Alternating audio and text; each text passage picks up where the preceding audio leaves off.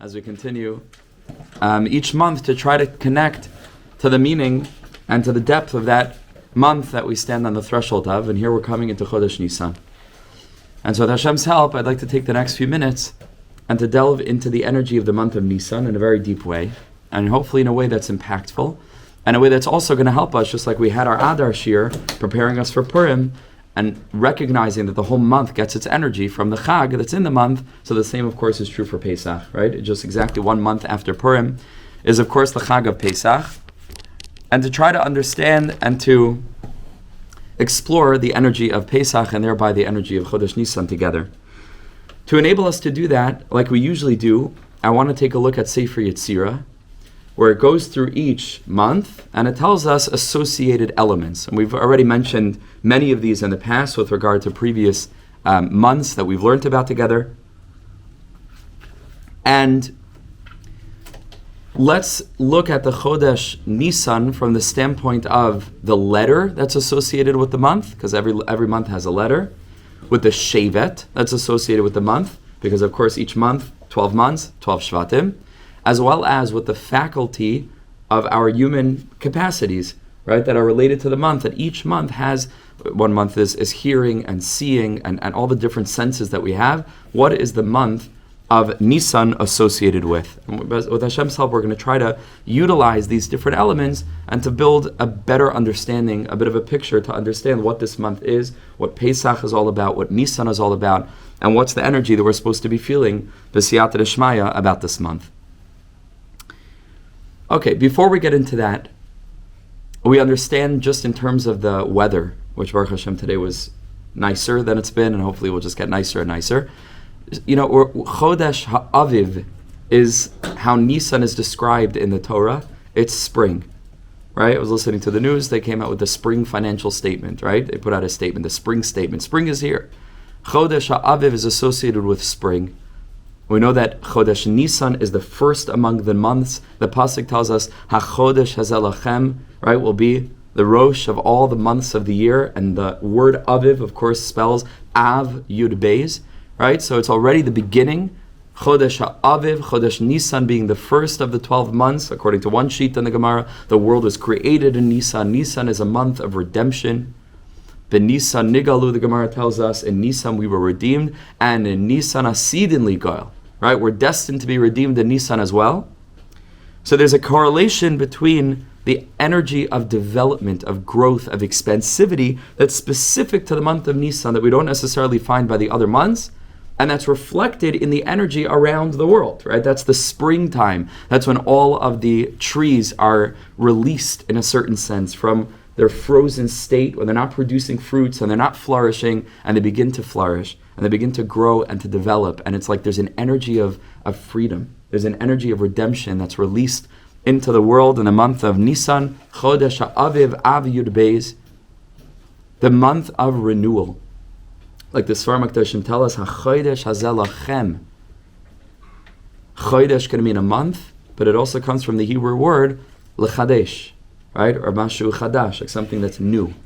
HaChodesh Hazeh Lachem. This month of Nisan is all about renewal, is all about eschadshus, is all about a new beginning, is all about the capacity to burst forth from whatever was holding us back and to experience that Aviv, charging into a brand new reality, the Av Yud Beis, the month of Hischadshus, the month of renewal, the month of growth and development and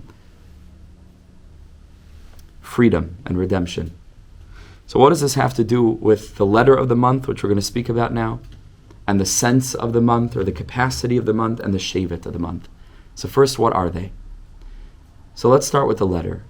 The Sefer Yetzirah tells us that the letter of Chodesh Nisan is the letter Hey. The letter Hey is associated with Chodesh Nisan. The shevet that's associated with Chodesh Nisan, 12 months for the 12 shvatim, is Shevet Yehuda.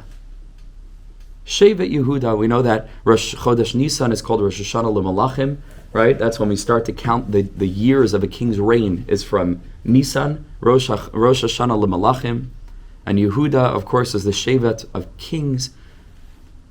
David HaMelech is associated and is emergent and descendant from Shevet Yehuda. Yehuda is associated with Chodesh Nisan. And finally, the capacity, the human aspect of functionality that's associated with Chodesh Nisan is the capacity of speech, of dibur. So we have the letter Hey, we have Shevet Yehuda, and we have speech, dibur. What's the connection between these three things, and how do they relate to the energy of redemption, the energy of renewal? So here's a very deep thing. The Sfarim HaKadoshim tell us, already starting in the Zohar, but it's reflected in many things that we already know, that actually in a spiritual sense, although Klal Yisrael, the whole nation, was exiled to Mitzrayim, right, and we were suffering in the bondage of slavery and the shackles of servitude, the Sfarim HaKadoshim describe Klal Yisrael's galus in Mitzrayim as galus hadibur. I don't know if you've come across this concept before. The exile of speech. Speech was in exile. Speech was in galus. And we find this reflected in so many different elements throughout the whole story of galus Mitzrayim. Most notably, we spoke about this with some of the girls earlier this week, Paro, right? We learned Paro is the letters Pei, Resh, Ayin, Hey. And those same letters can, if you flip them around, spell Ha'oref.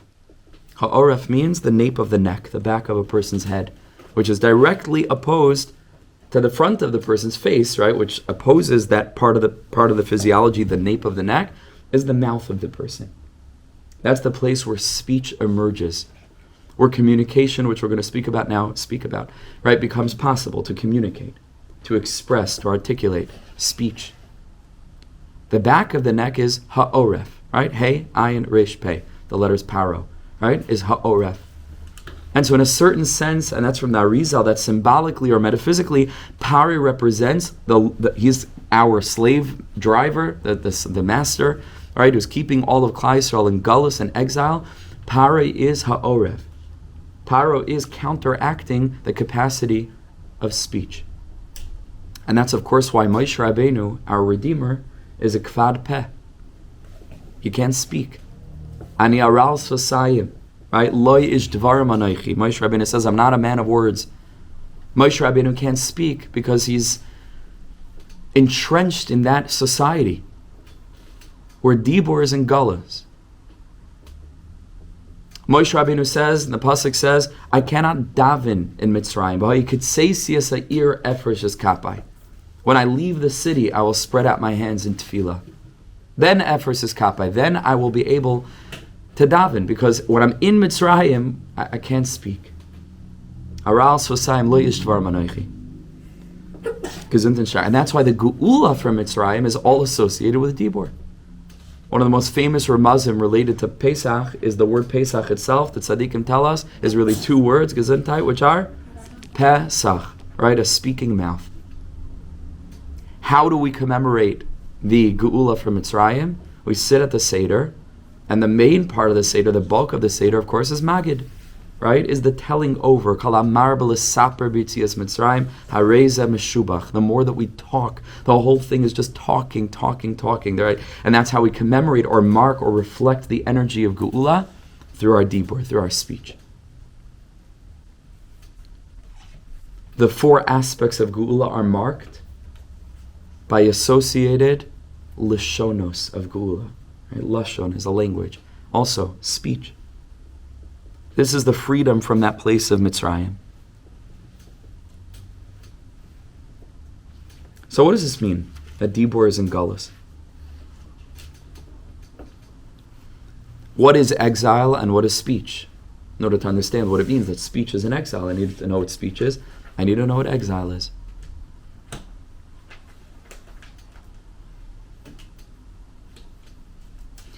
How generally do we think about exile if you have to give a definition? What would you say? If you had to define that word. Boundaries. Limitations, okay. Being like sent away from where you were originally. Sent away from where you were originally. Okay. Looking for something a little bit, but that's very good. Banished, sent away from where you were originally. Or can we, where you want to be? Let's say it a little bit deeper. Where you really belong, right? Not just sending away from one place to the next, because then you'll make that place your home. To be exiled means to be distant from where you belong, right? Meaning when something isn't functioning the way that it ought to function. Once we extend exile in this way, where we take it out from just the experience, not just the experience, but the experience of being exiled from our land, right, in a very physical sense, and that's what we refer to when we speak about galus. But if you expand the definition, then it turns out that galus is relevant in a whole swath, a whole spectrum of different experiences. For example, I can explain to you that a person, chas v'shalom, is not feeling well, is in exile. Because they're away from their natural state. Right? A natural state is that a person is healthy. Person is ill. In a sense, they're in galus. Because they're not functioning the way that they ought to function. And this is true across the board. And all of a sudden, because we were speaking with some of the girls, right, earlier in the week about how do you make Pesach relevant, and I have to see myself as having left Egypt, so I have to understand that I could also be in exile, right? So in what sense am I in exile? Not just generally that collectively Am Yisrael are still in galus, that's true, but how am I in exile? And in order to do that, I have to reflect on my life and say, what part of me is not mamish where I'm supposed to be? And that's called galus. That's called galus pratis. That's my own individual, particular experience of exile. And what is speech? What does it mean to speak? I think we might have mentioned in our sessions, I think maybe it was 2 months ago, one of the shiur, I feel like it was in this setting, we spoke about a person's name. I think it was here. And we said that the only reason that a person needs a name is in relation to someone else. I think I mentioned that, right? That means that if a person is alone in the world, don't need a name, right? Because there's nobody to refer to you. And so reference is not important. You don't need to name a name. You just are what you are. You don't need a label to refer to you because you just are. A name only becomes relevant when there is the other. There's the other. And the same is true for dibur. Dibur becomes relevant in the presence of the other. Then there is someone else with whom to converse, to speak to, someone else. If you think about this very deeply, that means that at the core of the experience of speech lies a certain vulnerability. Because all of a sudden, I'm not alone in the world. Why did the Malachim come to HaKadosh Baruch Hu and tell Hashem, you can't just create Adam, you need to also create Chava, right? There cannot just be one God above and one human below. Why? Because he's going to think that he's a deity, right? God is God in Shemayim, and Adam is God in Ba'aretz. The moment that there's another, in other, all of a sudden it's reflective of the way that I am just a chetzi, I'm just a half. The very concept of there being someone else means that obviously I'm fundamentally inadequate in very important ways. Otherwise, Hashem wouldn't have needed anyone else. And that's true for each and every one of us. The concept of it's a nuanced point, so I want to get this across. The concept of there being someone else highlights a fundamental and essential vulnerability, a certain dependency. Memela, if there's someone else, so then I need to speak.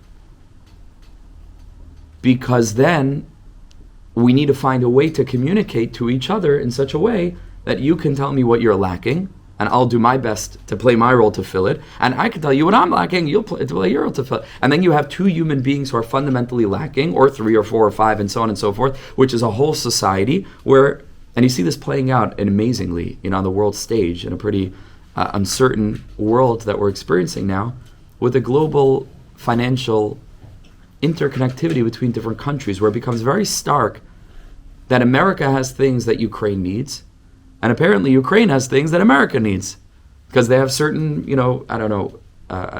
certain kinds of minerals or things that they're trying to get and dig under the ground. And this place has a lot of oil, and this place has a lot of, and every place, Hashem created the world in such a way where there's like treasures buried, natural resources all around the world in such a way that everybody's able to interact. And Mamela, it's true about countries that there isn't just one country, there are a number of countries.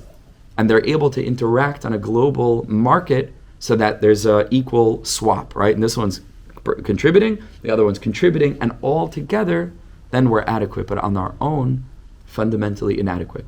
Communication is then used as the primary medium or vehicle in the presence of the other to communicate fundamentally so that I can get from the other what I need. And that means that if you think about this, if you follow this train of thought, if I were to ask you, so then now that we've defined speech and we understand it a little bit more deeply vis-a-vis the other, so then how would you identify the most essential type of speech? Meaning, if I were to say, like, what then is the most like the kernel, the essence of dibur? In this sense, now that we've defined and understood, right, that speech is only possible vis-a-vis the other, right, which highlights vulnerability. So what kind of speech do you think is mamish dibur, mamish speech? Communicating with someone else?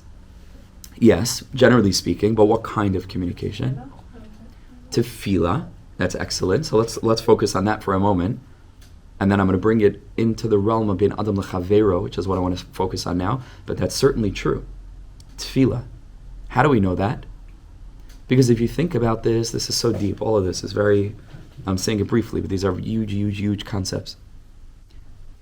If you think about it, we mentioned before Adam Arishan being only a half vis-a-vis Chava.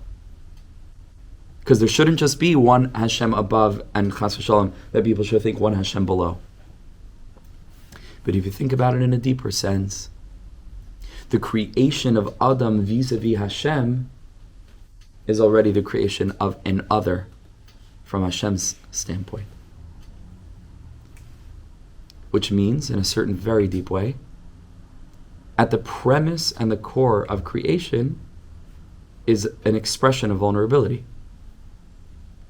Because all of a sudden, HaKadosh Baruch Hu creates a reality in which there isn't just oneness, and there isn't just a self-sufficient infinite deity, but all of a sudden there's an invitation for the other to enter into a relationship, which I'm telling you is a reciprocal relationship that we get from Hashem, without a doubt, and we're going to speak about that in our side of it in a moment, but in a certain deep sense, Hashem gets something from us.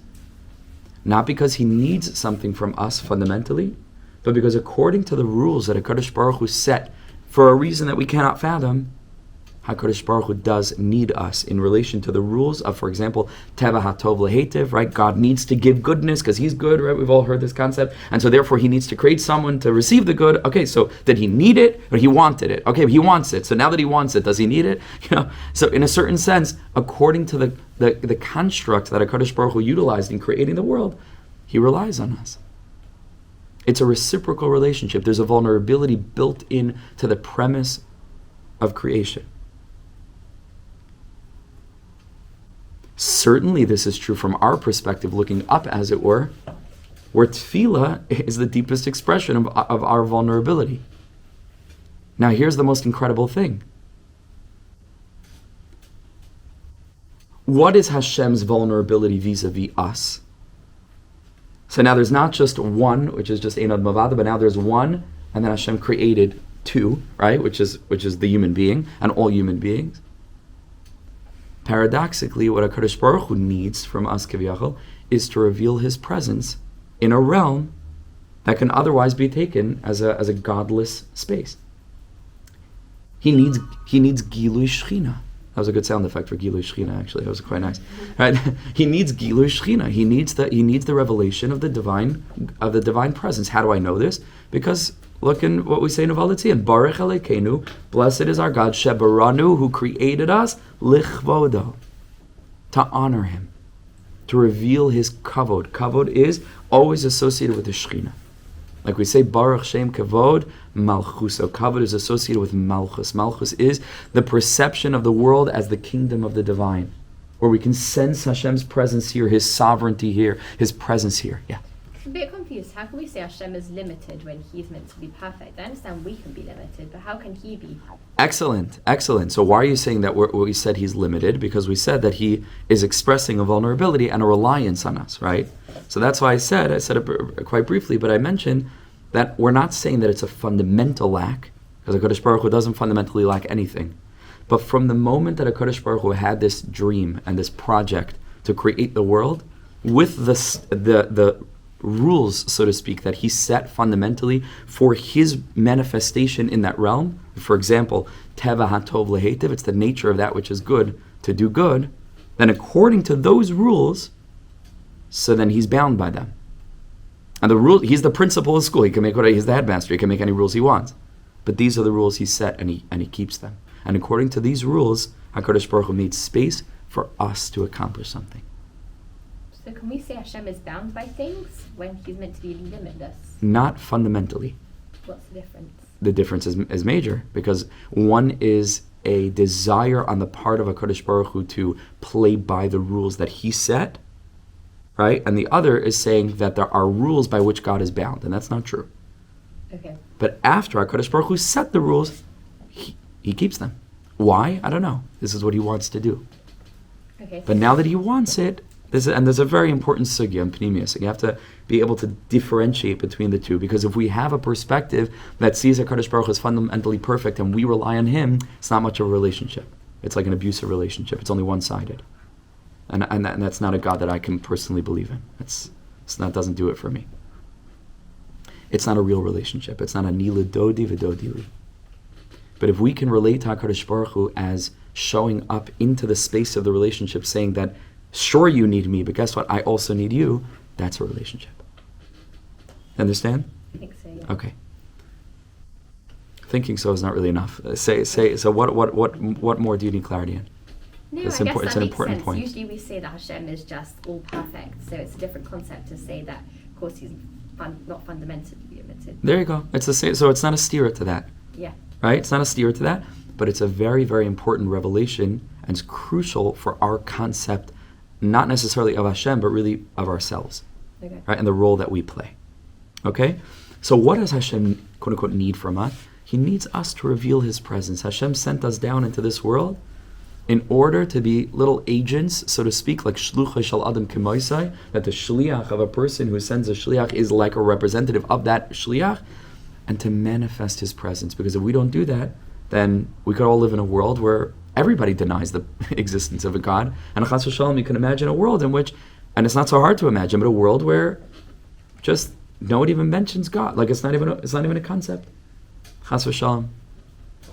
And what we're here to do, like the pasuk says, Atem Eidai No'am Hashem, you are the witnesses that testify to an existence of a Kadosh Baruch Hu. We say, and we've spoken about this also in the past, Shema Yisrael, Hashem Elokeinu Hashem Echad, right, with the big Ayin and the big Dalid. We had a shir on that Hanukkah time about the Koi, right, if you remember the Chaf Hey, right, the letters, Ad Koi, right, so the Ayin Dalid spells aid.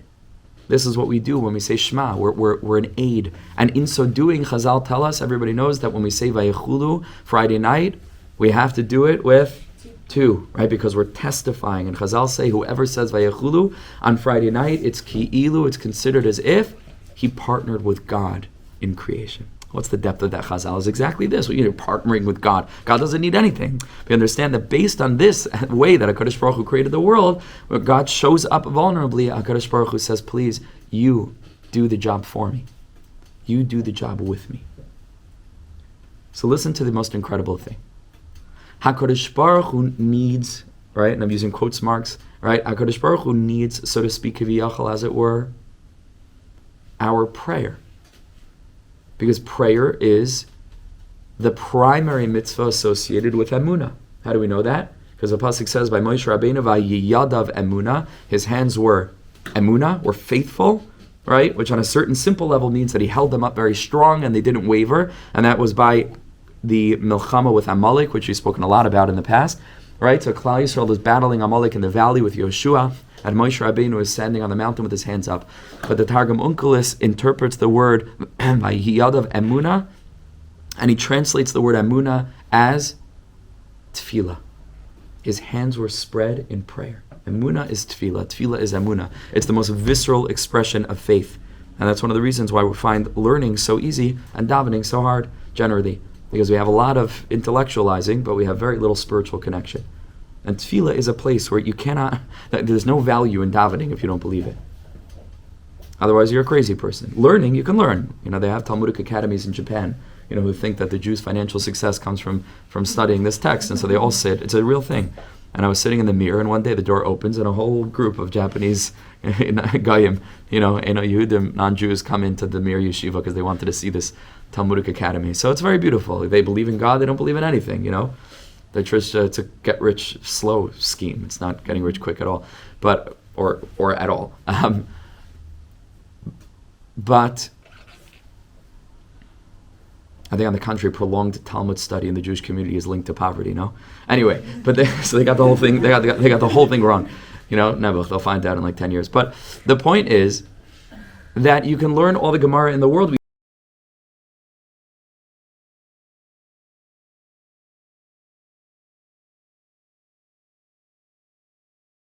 don't have to believe in it per se because it's intellectually stimulating. But tefillah, if you show up to daven and you don't believe in Hashem, so you're wasting your time. Tefillah is emunah. Emunah is tefillah. So HaKadosh Baruch Hu created the world so that Adam would daven. And this is reflected in a Maimer Chazal that I know we've spoken about also in the past. Baruch Hashem, we've done a lot of learning. Just through these shiurim, Chazei Hashem. That the whole world didn't manifest itself fully until what happened? Adam Rishon daven. Because the pasuk says that nothing could grow because the rain hadn't fallen until Adam Rishon was makir, recognized that we need something, because tefillah is vulnerability. It's exactly right. And he davened. And when he davened, everything came to life. Spring, right, came to life, which we're going to get back to. Because he davened and then HaKadosh Baruch Hu sent rain. Now, it turns out that experience of tefillah fulfilled two needs. Incredible thing. It fulfilled the need of Adam because he needed rain, right? And so that was a vehicle for Adam to get what he needed, because that's what prayer is. But at the very same moment, it fulfilled HaKadosh Baruch Hu's need, kiviyachal. Because the very act of davening is answering God's call. Because HaKadosh Baruch Hu created the world with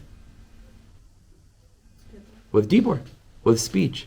Says Rabbi Nisan of Breslov, what kind of speech did he create the world with? There are millions of kinds of speech. Maybe it was a poem, maybe it was a lecture, maybe it was a, what are the other kinds of speech? Maybe it was a joke. Sometimes it seems like a joke. There are many types of speech. What kind of dibur? Says Rabbi Nisan, everybody knows Hashem created the world with 10 utterances. Okay, what was it though? How do you interpret, how do you read the text? Because you have to read poetry different than you read a textbook, right? And what was it? Listen to this. Says Reb Nisan, HaKadosh Baruch Hu created the world with dibur. It was a tefillah. How beautiful is that? He says the speech with which HaKadosh Baruch Hu created the world was a prayer. What was the prayer? Kiviyachal, meaning what was God's need? He's expressing a need. What is it? That we should pray. And so in praying, in davening, it emerges that we're so worried about whether our tefillah is going to get answered, and we don't realize that maybe you are the answer. Meaning maybe your act of tefillah is the answer of Hashem's tefillah. Wild thought. Yeah, question? Why does God need to do tefillah if his tefillah is to himself? Again? Because God's the one who gets the tefillah. So that's right. Why does he need to do tefillah? Because we said, again, a tefillah is emunah. And emunah is the revelation of God's presence in the world, and that's why we're alive. That's why Hashem created us. He needs us to reveal His presence. And there's no greater revelation of Hashem than when we daven. Yeah. You understand? So when we stand up to daven, we're fulfilling the purpose of the whole creation. And in that sense, we're fulfilling God's prayer. Because God created the world, and the world is a tefillah, and HaKadosh Baruch Hu is davening, so to speak, in every particle of physicality, begging us, notice me. Please recognize me. Please reveal my hidden presence, the Shekhinah. And when we daven, that's precisely what we're doing. It's probably also like magnifying it down to us, because we're meant to be microcosms of, like, our relationship's meant to be microcosms of relationship with Him. So like all His attributes, he's probably like trying to show us, hey, you need some vulnerability, you can't be like egoistic and stuff. Exactly right. Exactly right. So that's in the context of bein adam lemako, right? And that's how do we get into this whole tefillah bit? Because we were speaking about what, now that we've defined speech as relative to the other and an expression of necessity, right? That I rely on, or I need, I require someone else, and I'm not adequate alone by myself. So we said, what's the essence of prayer, of speech rather, in this understanding? And we said, well, tefillah is, right? Because tefillah is the most fundamental expression of the things that I need. And that's true. And now I want to bring it down into the realm of bein adam l'chaveiro. Now, what kind of speech? Because there are millions of kinds of speech that a person could say to somebody. Same thing, right? You can just tell someone the news. You can ask someone a question. You can make a joke. You can make a comment. You can tell a story, an anecdote. What is it? What kind of speech, bein adam l'chaveiro, most deeply reflects the essential nature of dibur, which is the energy of dependence and reliance, huh? When you make a bracha, Wow. Okay, that's interesting. I didn't think about it from that angle. I'm not speaking religiously now, just on the pure human to human. But that's very deep. a request, A request. Okay. help. Excellent. Right. So because I want to go deeper and deeper and deeper. So a request could be arbitrary, but when someone asks for help, when someone is vulnerable, and they find a way to give voice to their deepest needs. This is the essence of speech. Disclosure, right? To reveal something from within oneself. The message of which is please help me. The deepest dibur there is. You understand? It's the essence of speech as defined, right? In what we explained. So now let's go back to Am Yisrael and Mitzrayim, and what it means their dibur wasn't gullus. How did we define gullus? If you don't mind passing the water, thank you. How do we define gullus? Being set from a distance from somewhere where you're meant to be alone. Right, and so what does that mean more metaphorically? Not being what you're meant to be. Not being what you're meant to be, right? When things are not functioning, thank you so much, things are not functioning properly. So now that we understand what dibur is, and now that we understand what gullus is, so we can understand that a state of being in Egypt is the inability to ask for help. Is the inability, it's like a trauma response where a person is frozen, they can't find the words, or as some kind of strategy, they pretend as if they're okay, which is very common, or people don't feel safe to express what they need and what they're feeling. This means dibur is in gullus. What was the moment when the whole story shifted after centuries of servitude in Mitzrayim? There's one pasuk when the whole thing flips around. And it's a very important part of the Seder. And the tzaddikim say we should have extra focus on this part of Magid. Who remembers? Vanitzak, Vahizaku. And they cried out for help. In this moment when they cried out for help, the Geula began. Now, on a simple level, we could understand. Okay, they cried out, they asked, Hashem looked down, he saw, okay, they need my help, and I'm going to help them. But now we could understand this on a much deeper level. It isn't just that they requested that Hashem should bring the Geula, and Hashem decided to bring the Geula. Once you understand the nature of this particular exile, them asking for help was itself the energy of Geula.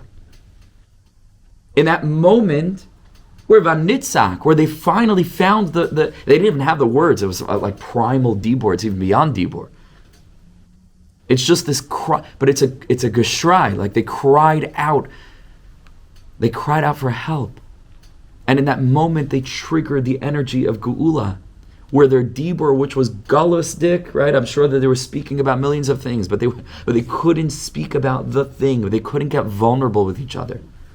And they maybe had to keep a tough, stiff upper lip, like they say in, here in England, right? And they had to pretend as if, everything's okay. And they had to hold it together for the children, etc., etc., etc. But over the years, a person develops layer after layer after layer after layer after layer, and they become divorced from their true selves, disconnected. This is Galus Hadibur. A moment of vulnerability, a moment of being able to express our lack is when Dibur is redeemed. Dibur is free.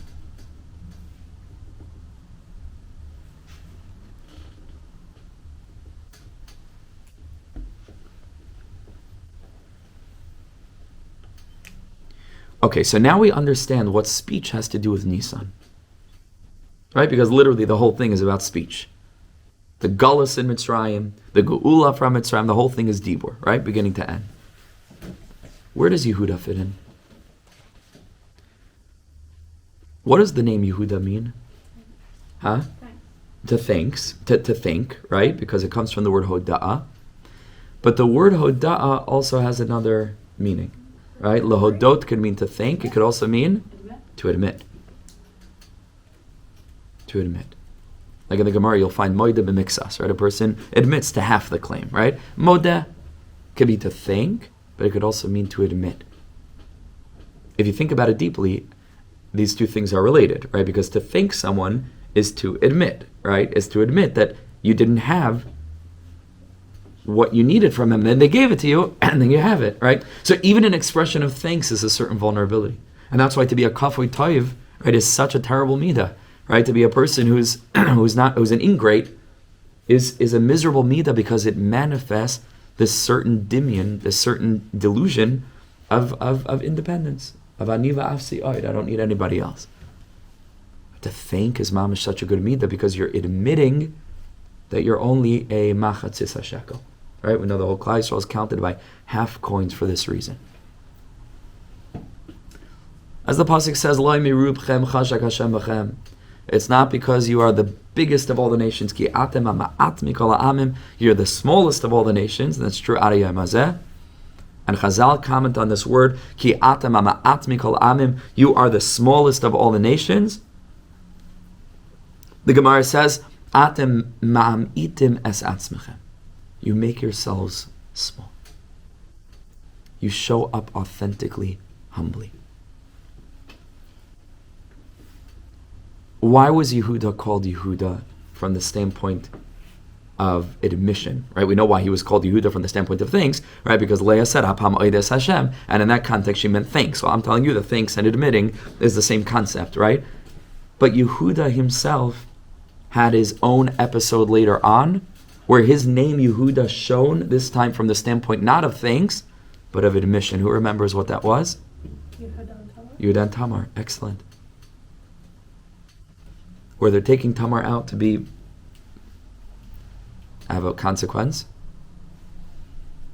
And Yehuda says, Tzadka mimeni. He's admitting. You have to understand, Yehuda is the Gadol Adar, right? And this is like the most shameful, embarrassing thing in the world. Could you imagine the vulnerability, the inner courage to be open that it took for Yehuda to stand up and to say these words, Tzadka mimeni. It's from me. I'm the one who was involved in this act. Yehuda is this aspect of vulnerability which we highlighted as the essence of speech. And so now you can understand what speech and this vulnerability of Yehuda, Shevet Yehuda, have to do with Chodesh Nisan. Yehuda is the Shevet.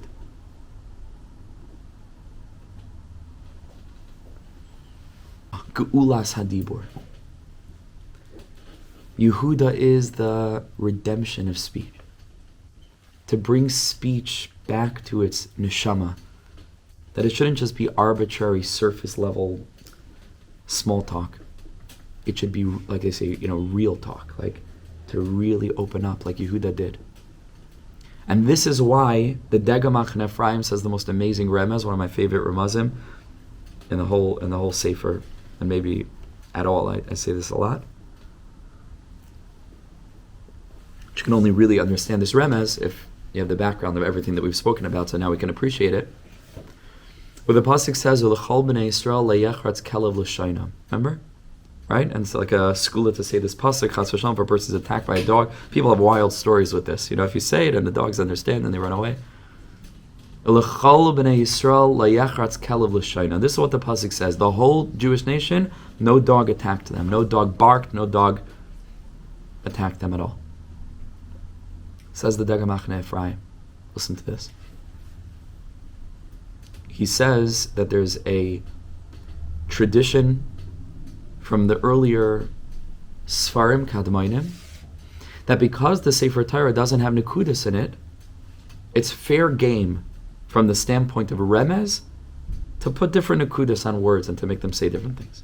For Remez purposes. Because you see, Hashem didn't put Nekudas. That means that he's sort of inviting you to play around. And that's okay. Listen to what he does with this pasuk. You ready?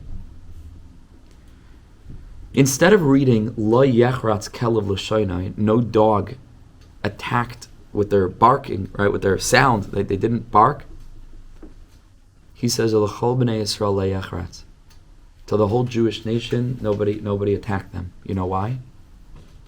He takes this word Kelev and he switches the Nekudas, so that instead of a segol under the chaf and a segol under the lamed, so Kelev, he puts a shiva under the chaf, so it's ke, and he puts a tseirei under the lamed, so it spells kilev l'shonam. That in their redemption from Egypt, which is Galus Hadibor, you know what marked their redemption? That kilev l'shonam. They started to speak from the heart. That was the geula of Dibor from Mitzrayim. Kilev l'shonam. They tapped into speech in its redeemed form. They tapped into the geula of Dibor. They tapped into the vulnerability of Yehuda. The ability to really ask for help. Vayitz, vayizaku, vanitzak. So the last element that we have is the letter Hey. Well, what does the letter Hey have to do with all of this? The letter Hey is a crucial letter as it relates to Pesach. Because perhaps the two most important symbols of Pesach, and there are many symbols, we have the Dalet Kosos, and we have the Seder, and we have all the different things that go on. It's an incredibly symbol-rich Chag, right? The whole Yantiv is full of symbols. But the most important symbols of the Yantiv are Chametz and Matzah, right? This is the most fundamental symbolic contrast that we have throughout the days of Pesach. And the Sfarim tell us that Chametz and Matzah are two very different words, but they're also two very similar words. Because Chametz, with everything that it represents, is the aspect of arrogance, right? That's what Chametz is. It puffs itself up, which means to say it's the opposite of Yehuda's vulnerability. It's the opposite of Ki atem hama'at mikol ha'amim ha'mi'item es atzmechem. Make yourself small. It's the opposite of that. What is it? Instead, it's Aniva Avsi Oid. It's Adam Rishon before Chava comes into the picture. It's a deity below, so to speak, right? And Matzah is total simplicity and humility. Let's try to focus just for the last few minutes if we can. Right? Matzah is just simple.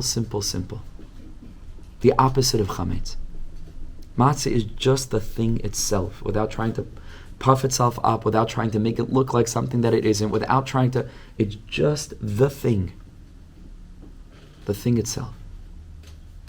So we say there can't be any two more different words than chametz and matzah because they mean fundamentally different things. However, 2/3 of these words are the same, right? Because the mem and the tzadi are the same in the word chametz and the same in the word matzah. What is the differentiating factor then between the word chametz and the word matzah? Is that in chametz we have a letter ches, and in matzah, of course, we have a letter Hey. What's the difference between a ches and a Hey? No, jokes, They're both guttural. Yeah, they both come from that part of the mouth. But I'm talking about the way that they look. Because one is open and one's shut. And that means that the letter ches has a mouth that's closed. It's Galus Hadibur. Chametz is the inability to be vulnerable. And so it's all puffed up, and it's all dressed up, it has nowhere to go, but it's pretending.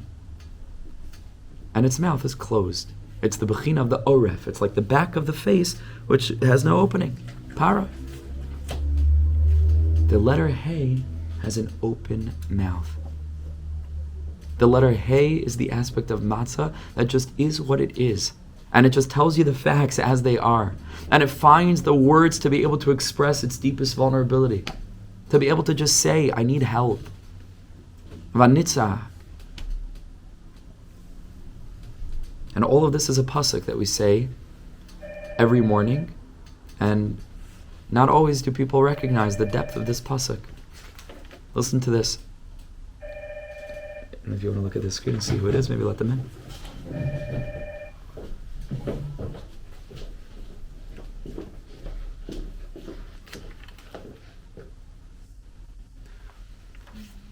The pasuk says, listen to this, Anochi Hashem, Elokecha, I am Hashem your God, Hamalcha me'eretz Mitzrayim. I took you out of Egypt. What are the next three words? Do you know? Do you know this pasuk? Anochi Hashem Elokecha, Hamalcha me'eretz Mitzrayim. I am Hashem your God who took you out of Egypt. Harchev picha va'amalehu. No? Harchev picha va'amalehu. What do these words mean? Harchev picha means open up your mouth, va'amalehu, and I'll fulfill your request. And the Sfarim ask, like, what's the connection between? He could have said, Anochi Hashem Elokecha shebarasi et kol olam. You know, I'm God who created the whole world. I am God who gave the Torah in Har Sinai. What's the correlation between opening your mouth to request something from Hashem and that Hashem is fulfilling our lack? And based on everything that we're talking about, it fits perfectly. It's exactly in the right context. Because the whole inyan of the galus in Mitzrayim is galus hadibur, which means that lo yahaya leiv l'shaynam, right? It wasn't kalev l'sham. Their dibur was about everything in the world, but it wasn't reflective of their heart. It wasn't coming from a place of vulnerability. Dibur wasn't galus.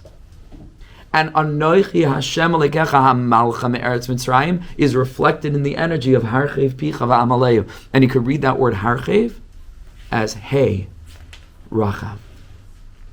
It's the letter Hey with Rachav is wide, with a mouth that's open. When a person screams, when a person hollers, when a person's really able to find the strength inside of them to really let it go, to let loose, to really express the pain. Harchev picha va'amalehu.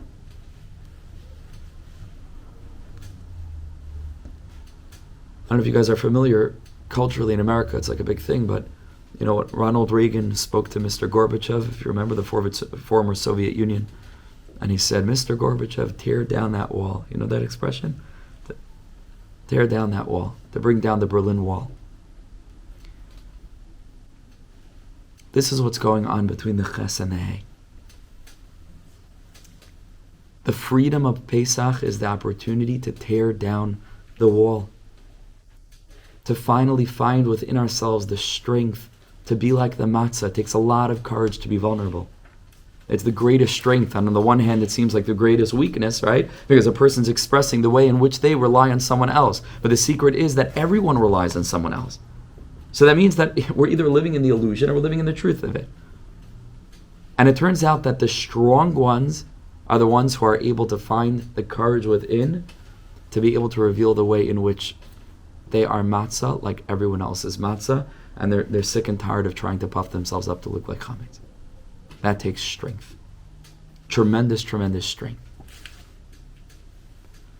This is the energy of Nisan.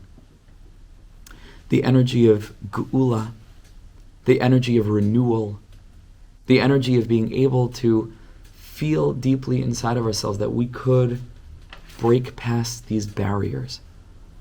And we can start to have ge'ulas hadibur, to really speak to one another, to really make sure that the conversations that we're having with our friends are deep and real, that we're not pretending, and we're not putting on fronts, and we're not trying to, be chametzdik. We want to have matzah relationships. The ois hey, harchev picha va'amalehu. The energy of Yehuda, Shevet Yehuda, who's moide, who admits, who's moed ala emes, who just admits the truth. And ultimately, the faculty of speech, which we understand now based on everything that we've learned, is literally the purpose of all of creation. Because HaKadosh Baruch Hu created the world with speech, tefillah, expressing a vulnerability, extending his hand, begging us to take it. Begging us of it, like we say, v'nasnu yedidim zmiras shiras v'sishbachais. Right? We know that a yedid is yad and yad. Right? It's two hands. HaKadosh Baruch Hu sticks out his hand to us in his prayer. That was the literal creation of the whole world. This is Hashem's tefillah to us. And how do we answer Hashem's tefillah? By offering one of our own. And in this moment, there's the nasnu yedidim. We become a yedid to HaKadosh Baruch Hu. In this moment, it's ani l'doidi v'doidi li. In this moment, we are recreating the world and renewing existence and bringing that energy of redemption, of geula, down to us and through us, and hopefully to fill the world with an energy of humility and simplicity and openness and honesty and real communication of geula, of marvelous saper b'tzias mitzrayim arizah meshubach, the aspect of l'chol b'nei Yisrael yechratz, because kalev l'shana. This is my bracha to me and to you. We should find the opportunities this Chodesh, upcoming Chodesh of Nisan, to see if we can have real conversations. To see if we can open up in ways that we felt inhibited. It's just the chametz, right? To discover the matzah within and to feel comfortable revealing that. And in that moment, it's the most beautiful moment in the world. That's the bracha. Ezras Hashem. Thank you so much for listening. Anybody has any questions, come over afterwards to discuss.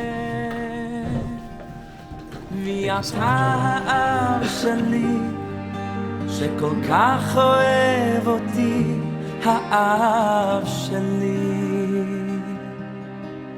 מלך חי וקיים על כל נשימה שאני